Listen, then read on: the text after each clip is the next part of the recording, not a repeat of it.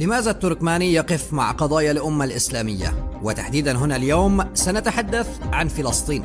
لماذا التركمان أو العرق التركي بالأجمع يقف مع القضية الفلسطينية المحقة؟ التركمان في فلسطين. بدأ تواجد التركمان في فلسطين منذ عام 1088 للميلاد، وبشكل خاص في لواء حيفا ضمن قطاع آل طرباي الذين أصبحوا يعرفون باسم الأسرة الحارثية في مرج ابن عامر، والاسم الذي حمله تركمان فلسطين والذي لا زال متداولا حتى اليوم هو عرب التركمان. كما وصلت أولى موجات التركمان فلسطين إبان الحروب الصليبية ضمن قوات وحشود صلاح الدين الأيوبي القادمة من شمال العراق، حيث شاركوا بفعالية في حروب صلاح الدين لتحرير بلاد الشام من الصليبيين، وكانت مساهمتهم واضحة في استعادة مدينة القدس للسيادة الإسلامية. تشير الحقائق التاريخية إلى مشاركة التركمان في الدفاع عن بلاد الشام أثناء الحروب الصليبية، وهم المعروفون بفروسيتهم، حيث كان من بين قادة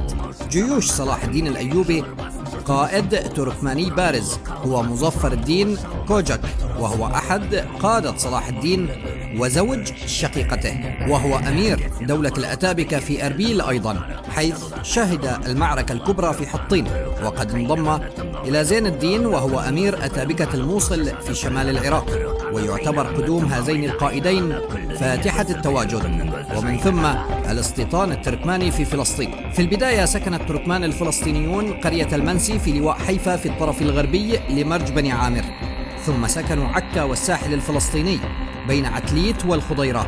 وفي حرب 1948 اجتاحت القوات الصهيونية قرى التركمان في فلسطين ودمرتها بعد قتال عنيف بين المهاجمين وأهالي القرى، وقد سقطت المنسي بعد معارك حدثت ما بين 9 و13 من نيسان إبريل 1948، وتزامن سقوطها مع أغلب القرى المجاورة. بعد نكبة عام 1948 هجر عدد كبير منهم إلى الجولان وبعض المناطق السورية الأخرى والأردن ومدينة جنين، في أحياء وادي برقين والألمانية وحي 70 وضاحية صباح الخير وخروبة، بالإضافة إلى مخيم جنين وبلدات وقرى بئر الباشا وبئر السبيل ومثلث الشهداء والزبابدة وعرابة ويعبد، وبعض المدن الفلسطينية الأخرى مثل طول كرم ونابلس وقطاع غزة، حيث يعرفون هناك بعشائر الشجاعية التركمان.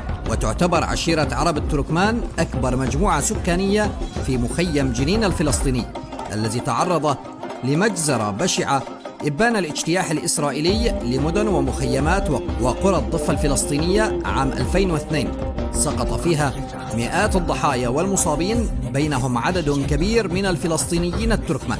ولا ننسى أخيرا أن واجب كل مسلم في كل بقاع الأرض الوقوف مع القضية الفلسطينية من مبدأ إسلامي. أخيرا إن كنت تعلم المزيد فشاركنا بالتعليقات.